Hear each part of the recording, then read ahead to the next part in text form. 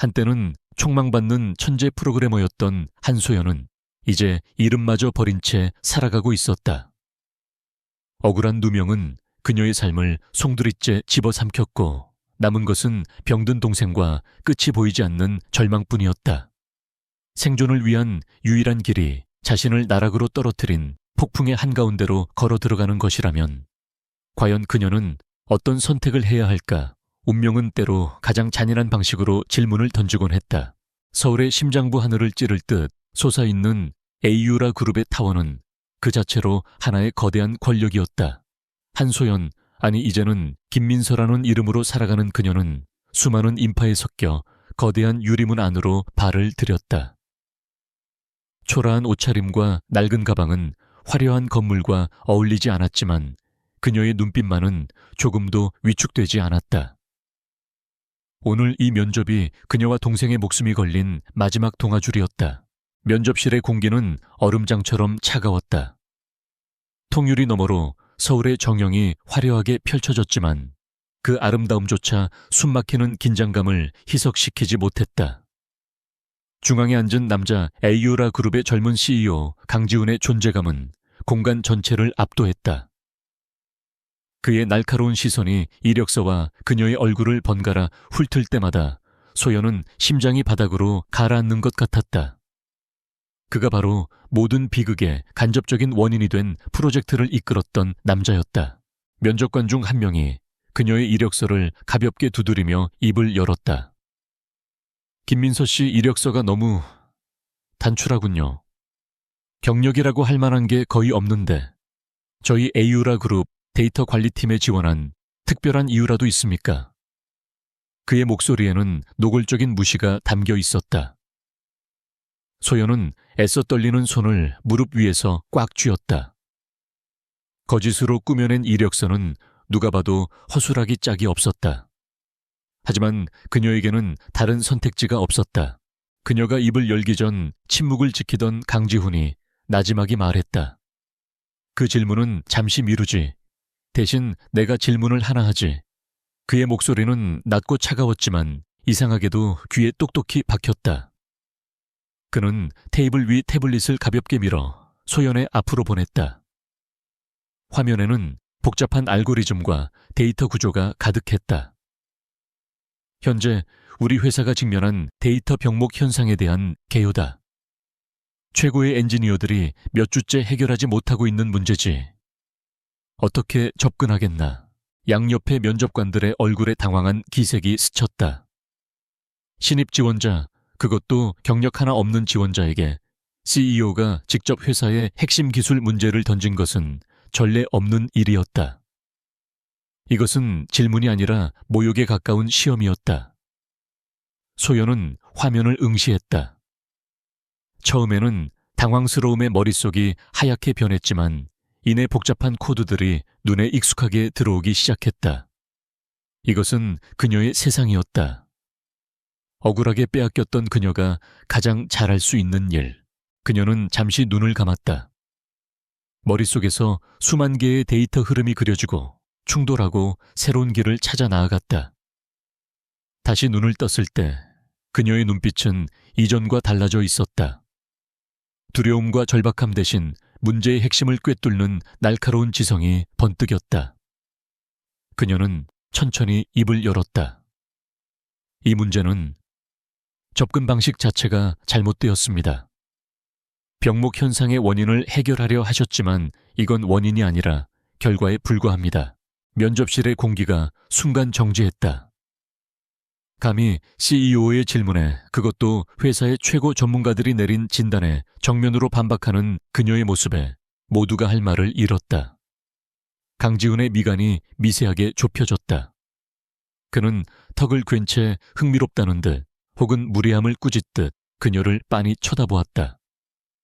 그의 시선은 마치 그녀의 영혼까지 꿰뚫어 보려는 듯 집요했다. 소연은 그의 시선에 굴하지 않고 말을 이었다. 데이터가 입력되는 초기 게이트웨이의 비동기식 처리 프로토콜에 구조적인 결함이 있습니다. 트래픽이 몰릴 때마다 특정 데이터 패킷들이 미세한 시간차로 유실되고 이 유실된 패킷을 복구하기 위한 시스템의 과부하가 연쇄적으로 병목을 일으키는 겁니다. 해결책은 간단합니다. 프로토콜을 수정할 게 아니라 게이트웨이 자체를 양자화된 난수 생성 기반의 분산 처리 방식으로 교체해야 합니다. 그녀의 설명은 막힘이 없었다. 전문 용어들이 자연스럽게 흘러나왔고 문제의 본질과 해결책을 정확하게 제시했다. 이것은 이력서에 적힌 고졸 무경력의 지원자가 할 수 있는 수준의 답변이 아니었다. 양옆의 면접관들은 이제 경악을 넘어 경외감마저 어린 눈으로 그녀를 바라보고 있었다. 그들은 그녀가 하는 말의 절반도 이해하지 못했지만 그녀에게서 뿜어져 나오는 전문가의 아우라만큼은 확실히 느낄 수 있었다. 강지우는 여전히 말이 없었다. 그는 표정 하나 바꾸지 않은 채 소연을 응시했다. 그의 머릿속은 복잡하게 돌아가고 있었다. 저 여자 대체 정체가 뭐지? 그녀가 제시한 해결책은 지난밤 그가 밤을 새워가며 겨우 가설을 세웠던 내용과 정확히 일치했다. 아니, 오히려 그의 생각보다 한 단계 더 나아간 더 완벽하고 우아한 해답이었다. 이런 인재가 어떻게 지금까지 무명으로 남아있을 수 있단 말인가. 그의 뇌리에 1년 전의 악몽이 스쳐 지나갔다. 회사의 명운을 뒤흔들었던 핵심 기술 유출 사건. 범인으로 지목된 것은 누구도 의심하지 않았던 평범한 연구원이었다. 평범함이라는 가면 뒤에 숨어 회사를 배신했던 그 얼굴 위로 지금 눈앞의 여자 얼굴이 겹쳐 보였다. 뛰어난 재능, 그리고 정체를 알 수 없는 과거. 이것은 우연일까 아니면 또 다른 위협의 시작일까? 그의 의심은 더욱 깊어졌다. 그는 소연의 이력서를 다시 한번 집어들었다. 김민서라는 이름과 몇 줄의 거짓 정보 아래에 숨겨진 그녀의 진짜 모습이 궁금해졌다. 위험할 수도 있다. 하지만 동시에 이 정도의 재능을 놓치는 것은 더 큰 손실이라는 생각이 들었다. 그는 결심을 굳혔다. 적을 가까이 두는 것은 때로 가장 확실한 감시 방법이 될 수 있었다. 그는 이력서를 내려놓으며 짧게 말했다. 내일부터 출근하지. 데이터 관리 3팀 수습사원으로. 그 결정에 다른 면접관들이 놀라 그를 쳐다봤지만 강지우는 아랑곳하지 않았다. 그의 시선은 오직 한 곳 예상치 못한 합격 통보에 놀라면서도 안도와 불안이 뒤섞인 복잡한 표정을 짓고 있는 한소연에게 고정되어 있었다. 그녀는 구원받았지만 동시에 가장 위험한 심연 속으로 스스로 걸어 들어왔다는 사실을 아직 깨닫지 못하고 있었다. 소연은 떨리는 목소리로 감사합니다라고 겨우 대답했다. 면접실을 나온 소연은 다리에 힘이 풀려 벽에 몸을 기댔다. 심장이 미친 듯이 뛰었다.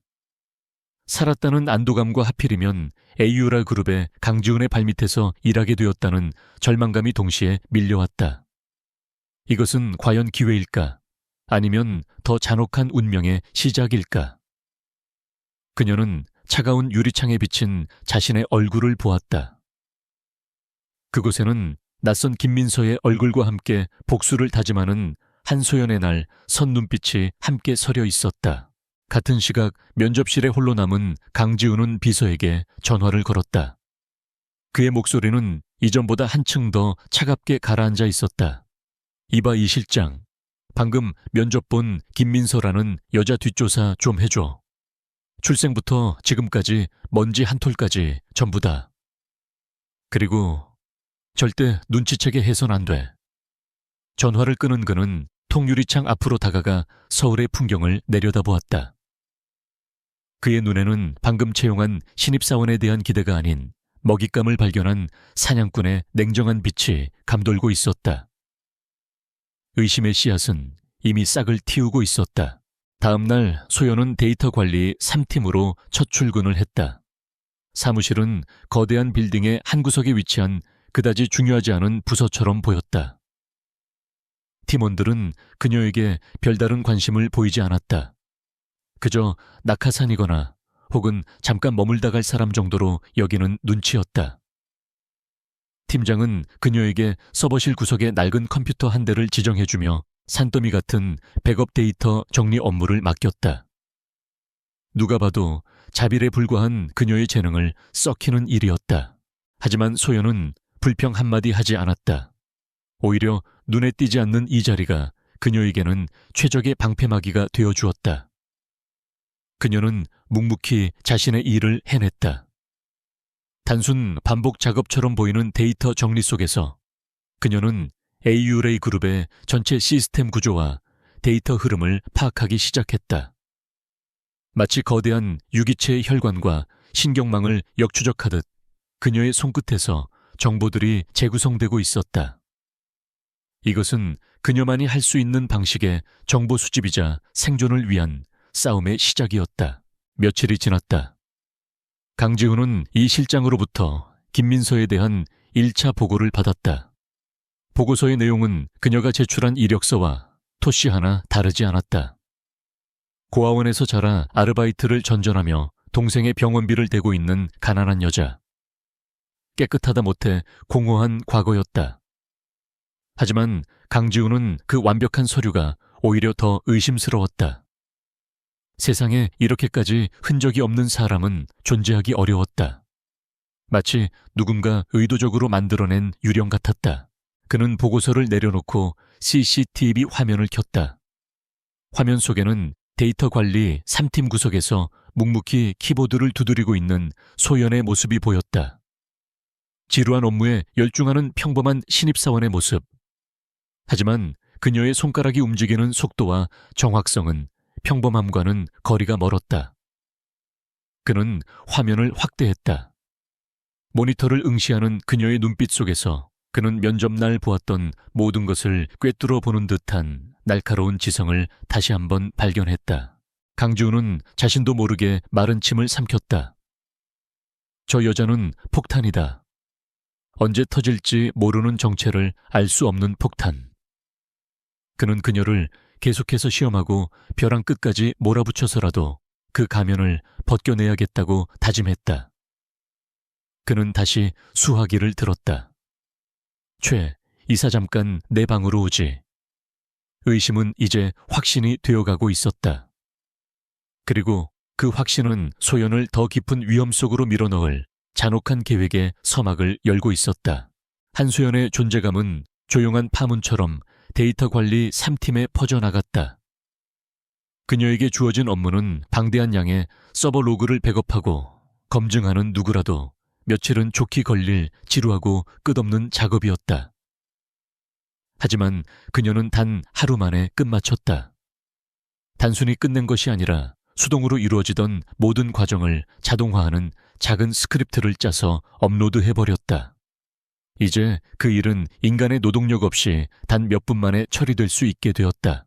이 작은 변화는 시스템 전체에 미세한 효율성 증대를 가져왔고, 이 비정상적인 최적화 신호는 곧장 중앙관제 시스템의 로그에 포착되었다. 보고서는 몇 단계를 거쳐 강지훈의 태블릿으로 전송되었다. 그는 데이터 관리 3팀 담당자 김민서라는 이름 옆에 찍힌 경이로운 처리 속도 그래프를 보며 미간을 찌푸렸다. 이것은 신입사원의 어미지 업무 능률이 아니었다. 시스템의 허점을 정확히 파고들어 최소한의 자원으로 최대의 효율을 뽑아내는 노련한 전문가의 솜씨였다. 그의 의심은 더욱 짙어졌다. 강지훈은 그녀를 더 깊은 물속으로 던져보기로 결심했다. 그는 아카이브에서 몇 년째 잠자고 있던 고스트 프로젝트 파일을 꺼내 들었다. 과거 데이터 마이닝 기술의 한계와 원본 데이터의 심각한 손상으로 인해 공식적으로 폐기된 프로젝트였다. AU라 그룹의 그 누구도 해결하지 못한 실패의 상징과도 같은 과제. 그는 이 프로젝트를 데이터 관리 3팀으로 이관시키며 담당자로 김민서를 직접 지목했다. 팀 사무실은 그야말로 벌집을 쑤신 듯 했다. 고스트 프로젝트라고 미친 거 아니야. 팀장은 사색이 된 얼굴로 소리쳤다. 모두가 이 프로젝트가 무엇을 의미하는지 알고 있었다. 그것은 해결하라는 과제가 아니라 해결하지 못할 것을 증명하라는 일종의 함정이었다. 자연스럽게 모든 부담은 이 프로젝트를 촉발시킨 장본인 한소연에게로 떠넘겨졌다. 그녀의 책상 위로 먼지 쌓인 데이터 저장 장치들이 산더미처럼 쌓였다. 소연은 데이터의 첫 번째 라인을 화면에 띄운 순간 온몸의 피가 차갑게 식는 것을 느꼈다. 이 데이터 구조, 이 암호화 방식, 그것은 바로 그녀가 첫 직장에서 밤을 새워가며 만들었던 것이었다. 그녀의 청춘과 열정이 담겨있던, 그러나 결국 배신의 낙인과 함께 묻어버려야 했던 과거의 편린이었다. 강지훈이 대체 어떻게 이것을 우연일 리 없었다. 이것은 명백한 시험이자 그녀의 정체를 겨냥한 날카로운 칼날이었다. 한편 최민호 이사는 강지훈의 행보를 예의주시하고 있었다. 회장으로부터 불안 요소를 제거하라는 은밀한 지시를 받은 그는 김민서라는 신입사원이 CEO의 특별한 관심을 받고 있다는 사실이 영 마음에 걸렸다. 그녀가 고스트 프로젝트를 맡게 되었다는 소식을 듣자 그는 지금이 바로 그녀를 싹부터 잘라낼 기회라고 판단했다. 그는 기술팀 내부 정보원을 이용해 소연의 시스템 접근 권한에 몰래 제한을 걸고 그녀가 작업하는 데이터의 일부를 주기적으로 손상시키도록 지시했다. 스스로의 무능함에 절망하여 무너지게 만들 속셈이었다. 소연은 작업에 착수하자마자 이상한 점을 발견했다. 분명히 존재해야 할 데이터 섹션이 보이지 않았고 접근 권한은 수시로 차단되었다. 시스템 오류를 가장한 명백한 방해 공작이었다. 하지만 소연은 당황하지 않았다. 그녀는 이미 이 데이터의 원 설계자였다. 정문이 막히면 누구도 모르는 뒷문으로 들어가면 그만이었다. 그녀는 자신이 과거에 만들어 두었던 마스터 키코드를 이용해 시스템의 모든 제한을 우회했다. 그녀는 밤을 새워 일에 몰두했다. 키보드를 두드리는 그녀의 손가락은 마치 피아니스트의 연주처럼 우아하고 정확했다. 손상된 데이터는 그녀의 머릿속에 있는 원본과 대조하여 복원되었고 복잡하게 얽힌 코드들은 원래의 논리를 되찾아갔다. 이것은 단순한 데이터 복구가 아니었다. 과거의 자신과 대화하며 잃어버렸던 꿈의 조각들을 다시 맞추는 과정과도 같았다. 최민호의 방해 공작은 오히려 그녀의 잠자고 있던 투지와 천재성을 깨우는 기폭제가 되었다. 단 사흘 만에 한소연은 완벽하게 복원되고 분석까지 마친 보고서를 제출했다. 고스트 프로젝트의 실패 원인, 데이터의 잠재적 가치, 그리고 현재 기술로 상용화할 수 있는 사업 모델까지 담겨있는 그야말로 완벽한 결과물이었다. 보고서는 다시 강지훈의 책상 위에 올랐다. 그는 믿을 수 없다는 표정으로 보고서를 넘겼다. 불가능하다고 생각했던 일이 현실이 되어 눈앞에 펼쳐져 있었다. 그의 시선이 보고서의 한 부분에 머물렀다. 복원된 소스코드의 주석 부분에 남아있는 개발자의 시그니처. 그것은 특정 기호와 단어의 조합으로 이루어진 개발자가 자신을 드러내는 고유한 표식이었다. 강지훈은 어디선가 이 시그니처를 본 기억이 있었다. 그는 심장이 내려앉는 기분으로 자신의 보안 드라이브를 열었다. 그곳에는 1년 전 회사 기밀 유출 사건의 범인으로 지목된 연구원의 컴퓨터에서 발견된 코드 조각 파일이 보관되어 있었다. 그는 2개의 파일을 나란히 화면에 띄웠다. 소연이 제출한 보고서 속 코드 시그니처와 기밀 유출범의 코드 시그니처. 형태가 거의 일치했다. 이것이 의미하는 바는 명백했다. 김민서 그녀는 1년 전 그 사건과 깊숙이 연관되어 있는 인물이었다. 그의 머릿속에서 모든 것이 충돌하기 시작했다. 그녀가 바로 그 배신자였을까, 아니면 그 사건에 우리가 모르는 다른 진실이 숨겨져 있는 것일까? 처음으로 강지훈은 회사와 아버지가 내렸던 공식적인 결론에 대해 아주 작은 의심의 균열을 느끼기 시작했다.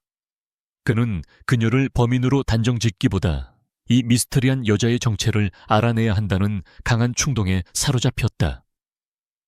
그녀에 대한 의심은 사라지지 않았지만 그 의심의 방향은 이제 예측할 수 없는 곳으로 향하기 시작했다. 그는 복잡한 심경으로 인터폰을 눌렀다. 김민서 씨, 지금 내 방으로 오라고 해. 한편 자신의 자리에서 초조하게 결과를 기다리던 소연은 CEO의 호출 소식에 심장이 덜컥 내려앉았다. 프로젝트를 완수한 성취감은 이미 사라진 지 오래였다. 과거의 흔적을 너무 많이 남겼다는 불안감이 그녀를 덮쳐왔다. 그녀는 이제 더 이상 숨을 곳이 없다는 것을 직감했다. 자신을 둘러싼 그물은 점점 더 촘촘하게 조여오고 있었다. 그녀는 마른 입술을 깨물며 자리에서 일어났다.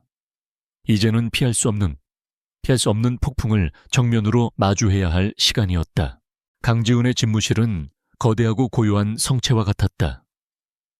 방금 전까지 그녀를 짓누르던 사무실의 소음은 두꺼운 문 너머로 사라지고 오직 정적만이 두 사람 사이에 무겁게 흘렀다. 한소연은 그의 책상 앞에 꼿꼿이 선 채 그의 입이 열리기를 기다렸다. 그의 얼굴은 감정을 읽을 수 없는 가면처럼 차가웠지만 그 눈빛만큼은 그녀의 가장 깊은 곳까지 꿰뚫어 보려는 듯 집요하게 빛나고 있었다. 앉지. 그가 짧게 말했다. 소연은 말없이 그의 맞은편 의자에 앉았다. 그는 손에 든 보고서, 즉 그녀가 제출한 고스트 프로젝트 결과물을 가볍게 흔들었다. 이걸 어떻게 한 거지 에이유라의 최고 전문가들도 포기한 프로젝트였어. 그런데 경력도 없는 신입사원이 단 사흘 만에 해결했다. 그의 목소리에는 칭찬의 기색이 전혀 없었다. 그것은 명백한 신문이었다. 소연은 이미 예상했던 질문이라는 듯 침착하게 준비해둔 답변을 꺼냈다. 운이 좋았을 뿐입니다. 프로젝트의 초기 개발 문서에서 누구도 신경 쓰지 않았던 작은 각주를 발견했습니다. 거기에 시스템의 근본적인 논리 오류에 대한 힌트가 있었습니다. 저는 그저 그 힌트를 따라갔을 뿐입니다. 특별한 기술이 아니라 꼼꼼함이 만들어낸 결과라고 생각합니다. 그녀의 대답은 겸손하고 논리적이었으며 한치의 흐트러짐도 없었다. 강지훈은 말없이 그녀를 응시했다. 그녀의 설명은 완벽하게 이성적이었지만 그는 그 이면에 무언가 거대한 진실이 숨겨져 있음을 본능적으로 느꼈다. 그녀는 마치 잘 훈련된 스파이처럼 자신의 감정과 능력을 완벽하게 통제하고 있었다. 그는 보고서를 내려놓고 대신 새로운 제안을 했다. 좋아. 그 꼼꼼함을 높이 사서 새로운 임무를 주주지. 현재 우리 회사 내부 서버의 보안 프로토콜을 전체적으로 감사하고 최적화 방안을 보고하도록. 그 말을 듣는 순간 소연의 심장이 철렁했다. 이것은 파격적인 제안이었다.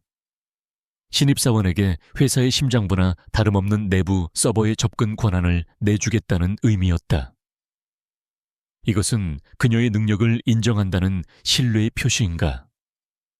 아니면 그녀를 시험하기 위해 파놓은 더 교묘한 함정인가? 어느 쪽이든 거절할 수는 없었다. 그녀는 고개를 숙이며 말했다. 최선을 다하겠습니다. 그녀의 순종적인 태도, 뒤로 치열한 두뇌 싸움이 시작되고 있었다. 그날 이후 소연은 회사의 가장 깊숙한 곳에 접속할 수 있는 권한을 얻었다. 그녀의 모든 키보드 입력과 마우스 클릭 하나하나는 중앙관제 시스템에 의해 감시되고 있다는 것을 알고 있었다. 그녀는 한낮에는 맡은 임무에 충실한 모범 사원처럼 행동했다. 실제로 보안 프로토콜의 여러 취약점을 발견하고 개선안을 보고하며 자신의 능력을 증명해 보였다. 그러나 그녀의 진짜 싸움은 모두가 퇴근한 깊은 밤에 시작되었다. 그녀는 자신이 감시당하고 있다는 사실을 역이용했다. 낮 동안 일부러 복잡하고 의미 없는 작업 로그를 대량으로 남겨 감시 시스템에 과부하를 주었다. 그리고 모두가 잠든 시간 그녀는 시스템의 가장 어둡고 오래된 아카이브로 숨어들었다. 그곳에서 그녀는 마침내 그것을 발견했다. 1년 전 기밀 유출 사건이 발생했던 바로 그날의 타임스탬프가 찍힌 손상된 로그 파일 하나. 공식적인 기록은 단순 시스템 오류로 인한 파일 손상. 하지만 그녀의 직감은 이것이 단순한 오류가 아니라고 비명을 지르고 있었다. 그날 밤 그녀는 자신의 작은 원룸에서 위험한 도박을 시작했다. 여러 개의 가상 프록시 서버를 통해 자신의 IP를 세탁하고 AU레이의 보안망을 조심스럽게 우회하여 그 손상된 파일에 접근했다. 만약 흔적이라도 남긴다면 그녀는 돌이킬 수 없는 나락으로 떨어지게 될 터였다. 파일의 암호화는 상상 이상으로 견고했다. 이것은 단순한 손상이 아니라 누군가 의도적으로 데이터를 파괴하고 그 위에 여러 겹의 거짓 암호화를 덮어씌운 결과물이었다. 한편 강지훈 역시 홀로 진실을 추적하고 있었다. 2개의 코드 시그니처가 머릿속을 떠나지 않았다. 그는 공식적인 절차를 무시하고 자신의 최고 권한을 이용해 1년 전 사건의 원본 서버 기록을 중앙 아카이브에 요청했다. 며칠 후 그에게 돌아온 답변은 소연이 마주했던 것과 똑같았다. 사건 당일 핵심적인 시간대에 서버 로그 파일이 시스템 오작동으로 인해 손상되어 복구가 불가능함. 너무나 완벽한 우연의 일치였다. 강지훈은 등골이 서늘해지는 것을 느꼈다. 이것은 명백한 증거, 인멸의 흔적이었다. 최 이사와 아버지의 지휘 아래 종결되었던 이 사건은 처음부터 누군가에 의해 완벽하게 조작되었던 것이다. 그렇다면 진짜 범인은 누구이며 왜 하필 평범한 연구원이었던 여자가 희생양이 되어야 했을까? 그리고 이 모든 것의 중심에 지금 자신의 회사에서 김민서라는 이름으로 일하고 있는 저 여자는 대체 어떤 역할을 하고 있는 것일까? 그의 의심은 이제 최 이사와 더 나아가 아버지인 강 회장에게로 향하기 시작했다. 그는 자신만의 방식으로 재조사를 시작했다. 과거 사건 담당자들을 비공식적으로 만나고 당시의 보고 라인을 역으로 추적하며 조작의 흔적을 찾아 나섰다. 그의 움직임은 극도로 은밀했지만 AU라 그룹의 모든 것을 손바닥 위에 올려놓고 보는 최 이사의 눈을 완전히 피할 수는 없었다. 최 이사는 강지훈이 1년 전 사건을 다시 파헤치고 있다는 사실을 눈치채고 불안감에 휩싸였다. 같은 시각 며칠 밤낮으로 깨진 파일 조각과 씨름하던 소연은 마침내 암호화의 첫 번째 단계를 풀어내는 데 성공했다. 수많은 깨진 데이터 조각들 사이에서 그녀는 의미 있는 문자열 하나를 발견했다. 그것은 IP 주소였다. 그녀의 옛 회사나 AU라 그룹의 내부망이 아닌 전혀 다른 곳을 가리키는 유령 IP 주소. 그리고 그 IP가 활동한 기록은 데이터를 빼내간 것이 아니라 오히려 그녀의 회사 서버에 데이터를 업로드한 것으로 나타났다. 모든 것이 명확해졌다. 누군가 외부에서 데이터를 그녀의 회사 서버로 옮겨 심었고 그 데이터가 AU라의 경쟁사로 넘어간 것처럼 꾸민 것이다. 그녀는 그저 이 거대한 사기극의 마지막 단계에서 모든 죄를 뒤집어 쓰도록 설계된 희생양에 불과했다. 소연은 차가운 분노에 온몸을 떨었다. 그리고 그 순간 강지훈 역시 중앙 아카이브의 보고서가 거짓이라는 확증을 잡았다. 서로 다른 장소에서 두 사람은 마침내 가느다란 진실의 첫 번째 실오라기를 함께 움켜쥐게 된 것이다. 그 실의 끝에 누가 있는지는 아직 알 수 없었지만 그들이 AU레라는 거대한 제국의 가장 어두운 비밀을 건드렸다는 사실만큼은 분명했다. 최민호 이사는 불안감에 휩싸였다. 강지훈과 한소연 두 사람의 움직임이 심상치 않았다. 각자 다른 방식으로 1년 전의 사건을 파고들고 있다는 사실을 알아챈 그는 더 이상 이대로 방치했다가는 모든 것이 무너질 수 있다는 위기감을 느꼈다. 특히 한소연의 존재가 가장 큰 문제였다. 그녀의 비상한 능력이 과거의 진실을 파헤칠 기폭제가 될 것이 분명했다. 그는 더 이상 단순한 해고나 방해 공작으로는 부족하다고 판단했다. 이제는 그녀를 영원히 침묵시켜야 할 때였다. 그는 교묘하고 완전한 범죄를 계획했다. AU레이 타워의 지하 4층에 위치한 거대한 자동화 서버 아카이브. 그곳은 인간의 발길이 거의 닿지 않는 차갑고 기계적인 공간이었다. 최 이사는 시스템에 거짓 비상사태를 만들었다. 특정 구역에 서버렉을 수동으로 리셋해야 한다는 긴급 메시지를 띄우고 그 임무를 수행할 담당자로 데이터 관리 3팀의 김민서를 지목했다. 심야 시간에 이루어질 이 작업은 비극적인 사고를 위한 완벽한 무대였다. 한편 강지훈은 최 이사의 움직임을 비밀리에 감시하고 있었다. 그는 최 이사가 한소연에게 비정상적일 정도로 관심을 보이고 있다는 것을 진작에 눈치챘다. 심야 서버 아카이브 수동 리셋 임무 명령서를 본 순간 그의 직감은 비상벨을 울렸다. 그것은 데이터 관리팀의 수습사원에게 맡길 일이 아니었다. 하드웨어 전문 엔지니어조차 꺼리는 위험한 작업이었다. 이것은 명백한 함정이었다.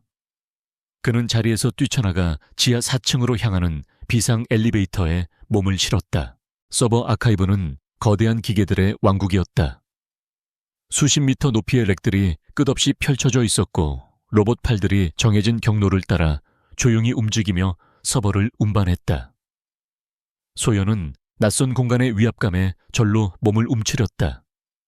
지시받은 서버 렉을 찾아 좁은 통로를 걷는 내내 등 뒤에서 서늘한 기운이 느껴졌다. 그녀가 마침내 목적지에 도착해 제어판에 손을 뻗는 순간이었다. 머리 위에서 쩍하는 날카로운 금속 파열음이 들렸다. 고개를 들자 거대한 서버렉을 지탱하던 로봇 팔에서 스파크가 튀고 있었다. 비상 제동 장치는 먹통이었고 수십 톤에 달하는 서버렉 전체가 그녀를 향해 서서히 기울기 시작했다.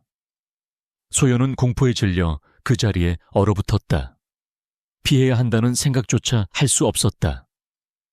거대한 강철의 그림자가 그녀의 온몸을 덮쳐오는 찰나 누군가 번개처럼 달려와 그녀의 허리를 낚아챘다. 위험해. 강지훈이었다. 그는 소연을 끌어안고 옆에 있는 좁은 유지보수 통로 안으로 몸을 날렸다. 바로 그 순간 쾅 하는 굉음과 함께 서버렉이 바닥으로 추락했다. 방금 전까지 그녀가 서 있던 바로 그 자리였다. 바닥이 무너지고 파편이 사방으로 튀었다. 먼지가 자욱하게 피어오르는 가운데 두 사람은 서로의 심장이 미친 듯이 뛰는 소리를 들으며 한동안 말을 잇지 못했다. 정적이 흐르고 자욱한 먼지가 서서히 가라앉았다. 강지훈은 소연을 부축해 일으켜 세웠다. 두 사람 모두 온몸이 떨리고 있었다. 이것은 더 이상 의심이나 추측의 문제가 아니었다. 명백한 살해이었다. 파괴된 서버렉의 잔해 속에서 두 사람은 서로를 마주 보았다. 강지훈이 먼저 입을 열었다. 그의 목소리는 분노와 혼란으로 가득 차 있었다. 대체 정체가 뭐야? 왜 저들이 당신을 죽이려고 하는 거지? 그의 질문에 소연은 결심을 굳혔다. 이 남자는 방금 자신의 목숨을 구했다. 그리고 이 사건으로 인해 이제 그 역시 위험에 처하게 되었다. 더 이상 혼자서 모든 것을 짊어질 수는 없었다. 그녀는 떨리는 목소리로 그러나 단호한 눈빛으로 입을 열었다. 제 진짜 이름은 한소연입니다. 그녀는 모든 것을 털어놓았다. 자신의 과거, 억울하게 뒤집어쓴 누명, 그리고 손상된 로그 파일에서 발견한 유령 IP 주소의 존재까지. 강지훈은 묵묵히 그녀의 이야기를 들었다. 그녀의 고백은 그가 가지고 있던 의심의 조각들을 하나의 완벽한 그림으로 맞춰주었다. 그는 자신의 발견에 대해서도 이야기했다. 공식적으로 손상되었다는 로그 파일의 존재와 최 이사 그리고 아버지까지 연결된 거대한 음모의 가능성을. 두 사람이 각자 찾아낸 진실의 파편은 정확하게 서로 맞물렸다. 그들은 같은 적을 마주하고 있었다. 강지훈의 눈빛이 변했다. 더 이상 그녀는 의심스러운 부하 직원이 아니었다. 거대한 악에 맞서 싸우는 유일한 동지였다. 그는 파괴된 서버 잔해를 바라보며 나지막이 말했다. 혼자서는 위험해. 내가 당신을 지켜주지. 그리고 내 모든 자원을 이용해 진실을 밝힐 거야. 나와 함께 싸우지 않겠나? 그의 제안은 차갑지만 진심이 담겨 있었다. 소연은 그의 눈을 똑바로 바라보았다. 절망의 끝에서 처음으로 발견한 동아줄이었다. 그녀는 천천히 고개를 끄덕였다. 네. 그 짧은 대답과 함께 가난한 천재 프로그래머와 냉정한 재벌 3세 CEO의 위태로운 비밀 동맹이 맺어졌다. 두 사람의 관계는 의심과 시험에서 조심스러운 신뢰와 공동의 목표로 완전히 전환되었다.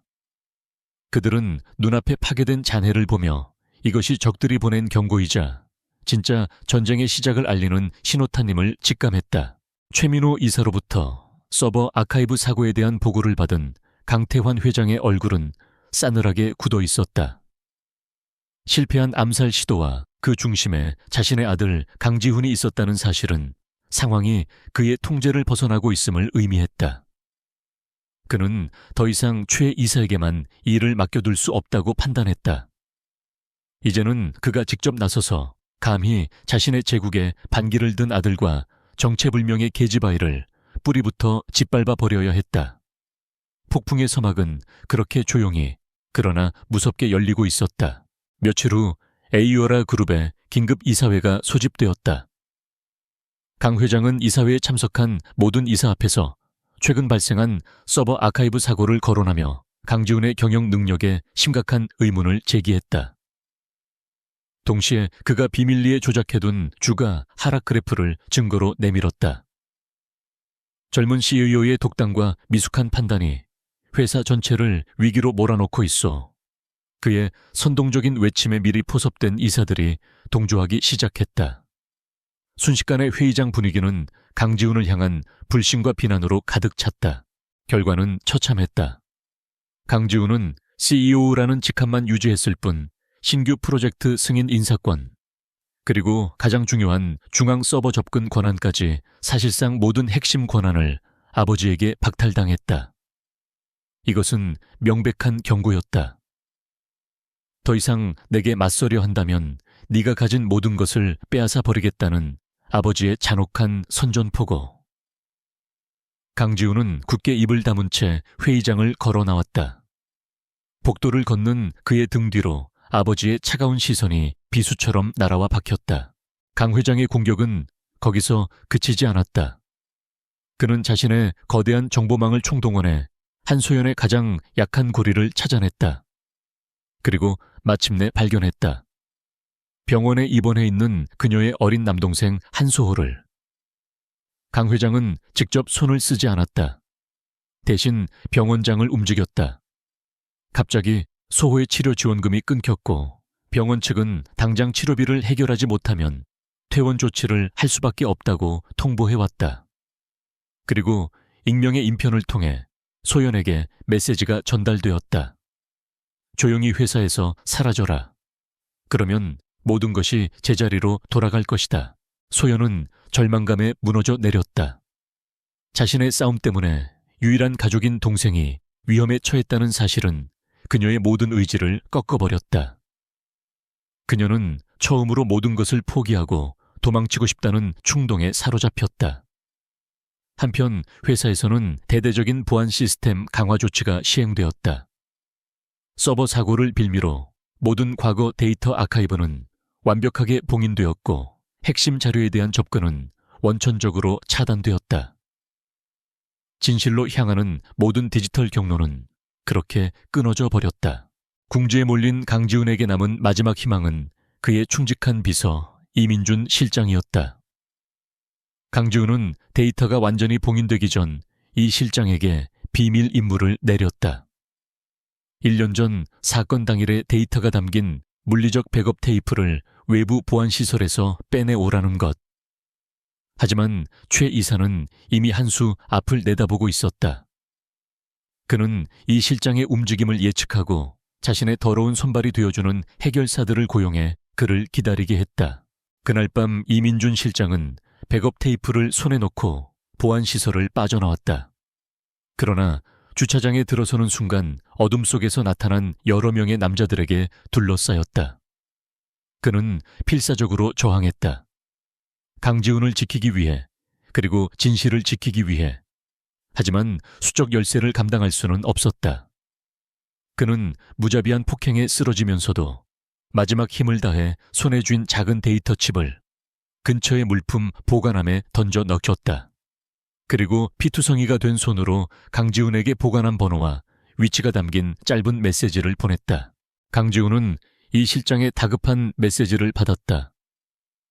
그리고 거의 동시에 병원으로부터 이 실장이 위독하다는 연락을 받았다. 차가운 분노와 절망이 그의 온몸을 휘감았다. 같은 시각 소연은 동생의 병실 앞에서 창백한 얼굴로 주저앉아 있었다. 그녀의 손에는 치료 중단을 통보하는 병원비 청구서가 들려 있었다. 강태환 회장의 잔혹한 한수는 두 사람을 완벽하게 코너로 몰아넣었다. 모든 힘과 자원을 빼앗기고 가장 소중한 사람들이 인질로 잡힌 이 최악의 상황. 폭풍은 이제 막 그들 머리 위에서 가장 격렬하게 몰아치기 시작했다.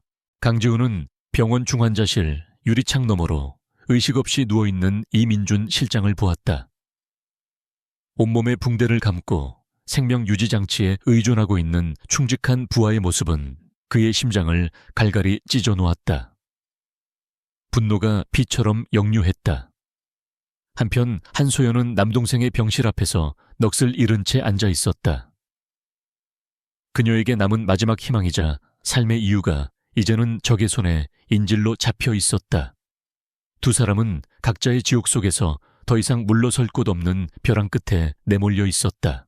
이대로는 당할 뿐이라는 것을 직감한 강지훈은 결단을 내렸다. 그는 소연에게 다가가 그녀의 팔을 붙잡았다. 일어나. 여기서 무너지면 모든 게 끝장이야. 그의 목소리는 낮고 단호했다. 그는 아무도 모르는 비상 통로를 통해 소연을 데리고 병원을 빠져나왔다. 추격자들의 눈을 피해 그는 자신의 명의가 아닌 차명으로 소유한 강원도의 외딴 별장으로 향했다. 도시의 불빛과 감시의 눈을 벗어난 그곳에서 두 사람은 폭풍 속의 짧은 고요를 맞이하게 되었다. 별장은 고요하고 아늑했지만 두 사람을 짓누르는 절망의 무게를 덜어주지는 못했다. 소연은 동생에 대한 죄책감과 두려움에 밤새 흐느꼈다. 강지훈은 그런 그녀를 묵묵히 지켜보았다. 이민준 실장에 대한 비통함과 아버지에 대한 원망이 그의 가슴을 태웠지만 그는 지금 무너질 수 없었다. 이 연약한 여자를 그리고 진실을 지켜야 했다. 그는 소파에서 웅크린 채 잠든 소연에게 조용히 담요를 덮어주었다. 그녀의 잠든 얼굴 위로 비친 달빛이 유난히 처연하게 보였다. 다음 날 밤 벽난로의 불빛만이 어두운 거실을 비추고 있었다. 소연이 먼저 침묵을 깼다. 이제 그만하고 싶어요. 제가 사라지면 동생은 살 수 있겠죠.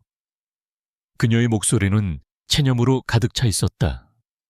그 말을 듣는 순간 강지훈은 주머니 속에 있던 작은 데이터 칩을 꺼내 테이블 위에 올려놓았다. 이민준 실장이 목숨과 맞바꾼 마지막 희망이었다. 여기서 포기하면 이 실장의 희생은 뭐가 되지? 당신과 당신 동생의 인생을 망가뜨린 저들이 웃게 내버려 둘 건가? 그는 자리에서 일어나 그녀의 앞에 섰다. 그리고 떨리는 그녀의 손을 붙잡았다. 처음엔 단지 진실이 궁금했어. 회사에 대한 책임감이었지. 하지만 이젠 아니야. 이젠 당신을 지키고 싶어. 한소연이라는 사람을. 그의 목소리는 낮고 진실했다. 처음으로 그의 눈에서 냉정한 CEO가 아닌 한 여자 앞에서 자신의 감정을 고백하는 남자의 모습이 보였다. 내가 약속하지. 당신과 당신 동생 내가 반드시 지켜줄게. 그러니 나를 믿고 함께 싸워줘. 그의 고백은 절망에 빠져있던 소연의 마음에 작은 불씨를 지폈다. 차가운 줄로만 알았던 이 남자의 진심이 그의 따뜻한 손이 그녀에게 다시 일어설 용기를 주었다. 그녀는 눈물을 흘리며 고개를 끄덕였다. 역경 속에서 피어난 두 사람의 감정은 단순한 연민이나 동맹을 넘어 서로의 유일한 구원이자 희망이 되었다. 그들은 이제 함께 끝까지 가기로 약속했다. 그날 이후 외딴 별장은 그들의 비밀 작전 기지가 되었다. 그들은 이민준 실장이 남긴 데이터 칩을 분석하기 시작했다. 그 안에는 1년 전 사건 당일에 조작되지 않은 원본 서버 로그가 고스란히 담겨 있었다. 그리고 마침내 그들은 결정적인 증거를 찾아냈다. 데이터가 유출되기 직전 최민호 이사의 개인 집무실 IP에서 유령 IP를 경유하여 한소연의 옛 회사 서버로 데이터를 전송한 명령 기록.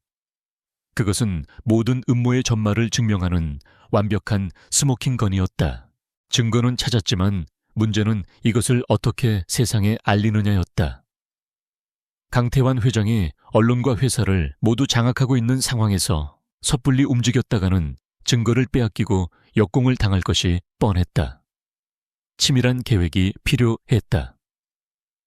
며칠 밤낮의 고민 끝에 그들은 결전의 장소를 정했다. 곧 열릴 AURA 그룹의 연례 주주총회. 국내외의 주요 투자자들과 수많은 언론이 집중하는 그곳이야말로 강 회장이 완벽하게 통제할 수 없는 유일한 무대였다. 그들은 마지막 반격을 위한 계획을 세우기 시작했다. 강 회장에게 불만을 품고 있는 소장파 이사들을 비밀리에 접촉하여 우군으로 확보하고 주주총회 현장에서 증거를 폭로할 다중의 비상계획을 수립했다.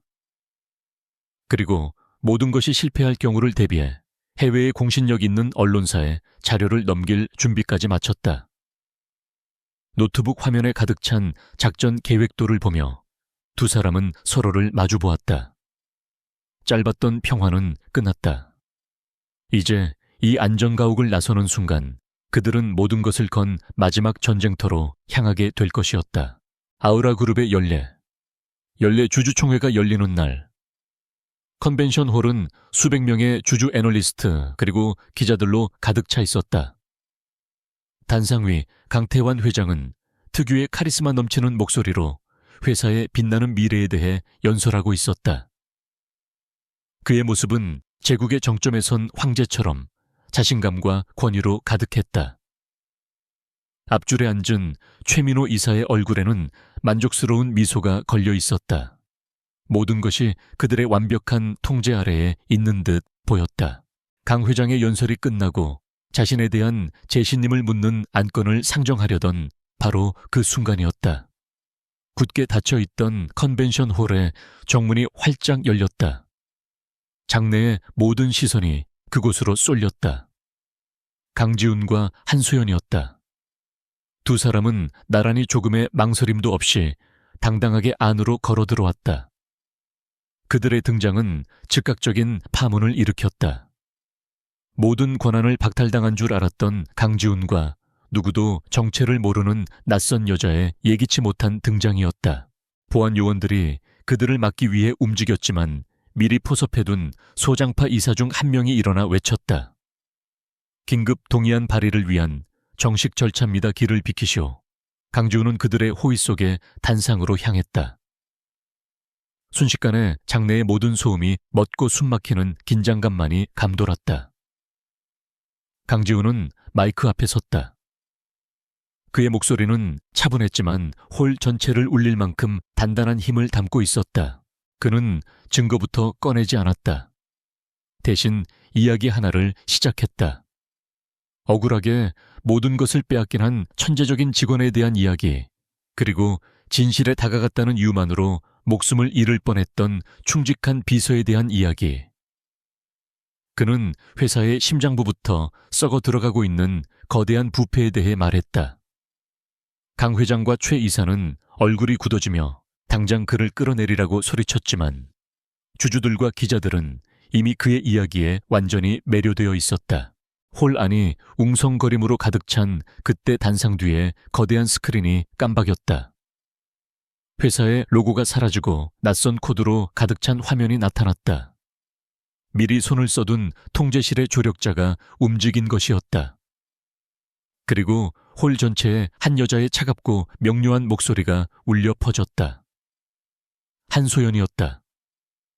이것은 1년 전 데이터 유출 사건 당일의 서버 로그 원본입니다. 지금부터 진실을 보여드리겠습니다.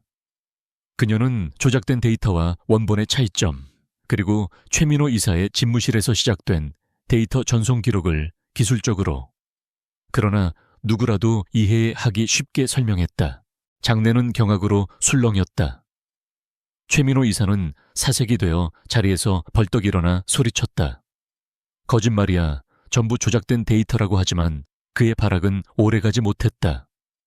스크린 위로 다음 증거가 나타났다. 음성 파일과 함께 재생되는 영상. 최 이사가 고용한 해결사들과 만나 서버실 사고와 이민준 실장 습격을 논의하는 대화가 담긴 몰래카메라 영상이었다.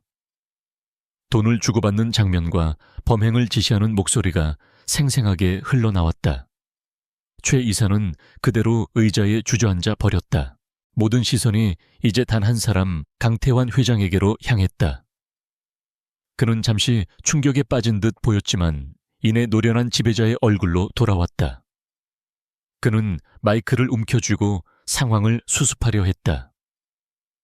최 이사를 회사에 해를 끼친 독단적인 임원으로 몰아가며 자신은 이 모든 사실을 몰랐던 피해자인 척 연기했다. 이런 배신자를 제 손으로 직접 처리하겠습니다. AU라는 제가 바로 서겠습니다. 그는 꼬리를 자르고 살아남으려 했다. 바로 그 순간 강지훈이 기다렸다는 듯이 외쳤다. 독단적인 임원이라고요, 아버지. 그렇다면 이건 어떻게 설명하시겠습니까? 스크린의 마지막 증거가 나타났다. 그것은 강태환 회장이 관리하던 거대한 비자금 계좌의 거래 내역이었다.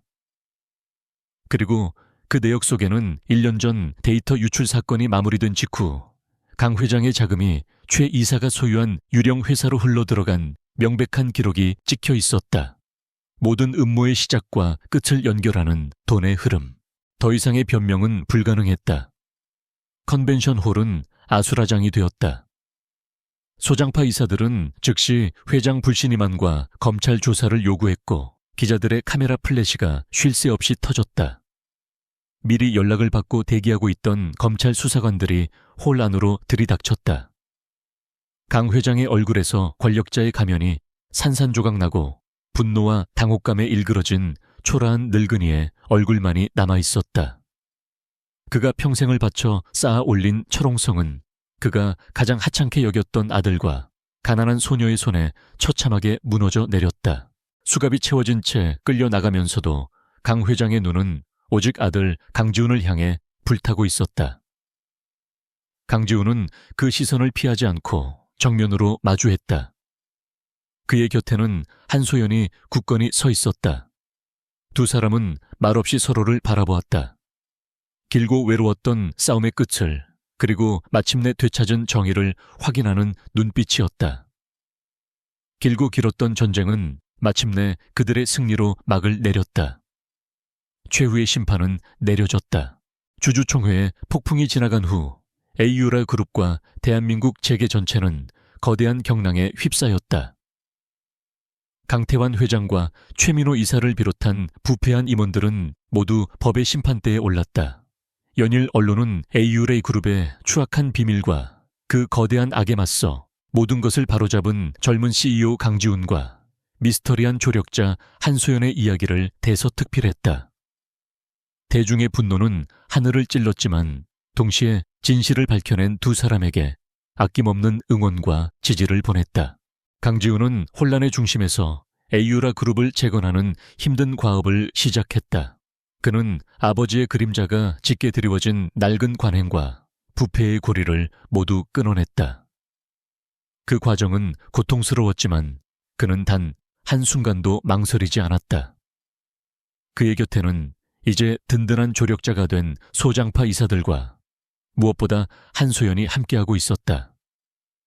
그녀의 날카로운 통찰력과 데이터 분석 능력은 회사의 재무 구조를 투명하게 개혁하고 새로운 성장 동력을 찾는 데 결정적인 역할을 했다.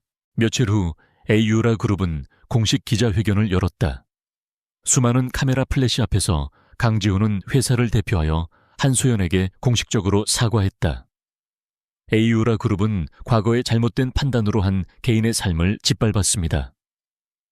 오늘 우리는 그녀의 명예를 회복시키고 그녀의 이름 한소연을 존경과 함께 다시 부르고자 합니다. 그는 그녀에게 직접 다가가 90도로 허리를 숙였다. 그 순간 소연은 길고 길었던 어둠의 터널을 지나 마침내 빛 속으로 걸어 나왔음을 실감했다. 좋은 소식은 연이어 들려왔다. 병원에 입원해 있던 이민준 실장은 기적적으로 의식을 되찾고 회복하기 시작했다. 강지훈과 소연이 함께 병문안을 갔을 때 그는 희미하게 웃으며 말했다. 회장님께서 옳은 길을 가시는 걸 보니 다행입니다. 소연의 동생 소호 역시 에이유레이 그룹에 새롭게 설립된 복지재단의 전폭적인 지원 아래 최고의 치료를 받게 되었다. 더 이상 돈 때문에 치료를 걱정할 필요가 없게 된 것이다. 모든 것이 제자리를 찾아가고 있었다. 회사가 안정기에 접어들었을 때 강지훈은 소연에게 공식적으로 직책을 제안했다. 단순한 보상이 아니었다. 그는 회사의 미래를 위해 그녀의 능력이 반드시 필요했다. 미래 전략 및 디지털 윤리 경영실. 새로 만들 부서야. 당신이 실장이 되어 이 회사가 다시는 과거와 같은 잘못을 저지르지 않도록 이끌어 주었으면 해. 소연은 잠시 고민했지만 이내 그의 손을 잡았다. 더 이상 어둠 속에 숨는 김민서가 아닌 당당한 한소연으로서 새로운 미래를 만들어갈 시간이었다. 그리고 2년의 시간이 흘렀다. 따스한 햇살이 쏟아지는 작은 정원에서 소박하지만 아름다운 결혼식이 열리고 있었다. 화려한 재벌가의 결혼식이 아닌 가장 가까운 사람들만이 모여 진심으로 축복하는 자리였다. 순백의 드레스를 입은 한소연의 얼굴에는 행복한 미소가 가득했고 그녀의 곁에 선 강지훈의 눈빛은 세상 가장 따뜻한 사랑으로 빛나고 있었다. 건강을 되찾은 이민준 실장이 사회를 보고 훌쩍 자란 동생 소호가 축가를 불렀다. 두 사람은 모두의 축복 속에서 영원을 약속했다. 다시 1년 후 서울의 야경이 한눈에 내려다 보이는 아늑한 집. 강지훈은 거실에서 어린 딸아이를 품에 안고 동화책을 읽어주고 있었다. 주방에서 따뜻한 우유를 들고 나온 소연이 그 모습을 보며 미소 지었다. 창밖으로 보이는 에이유라 타워는 더 이상 부패와 음모의 상징이 아니었다. 강지훈과 한소연의 손에서 그것은 대한민국을 이끄는 혁신과 희망의 상징으로 다시 태어나 있었다. 소연이 그의 곁에 다가와 앉자 지훈은 책을 내려놓고 그녀의 어깨를 감쌌다. 세 사람은 함께 창밖의 야경을 바라보았다. 우리가 아니었다면 저 불빛들은 여전히 누군가의 눈물을 연료로 타오르고 있었겠지. 지훈의 말에 소연이 조용히 그의 어깨에 머리를 기댔다. 하지만 이젠 아니에요. 우리가 함께 바꿨으니까. 오해와 절망 속에서 도망쳐야 했던 가난한 소녀와 차가운 성에 갇혀있던 재벌 CEO. 너무나도 다른 세상에 살던 두 사람은 가장 절망적인 순간에 운명처럼 만나 서로를 구원하고 세상을 바꾸었다. 그들의 사랑은 시련 속에서 피어났기에 더욱 단단하고 영원히 빛날 것이었다.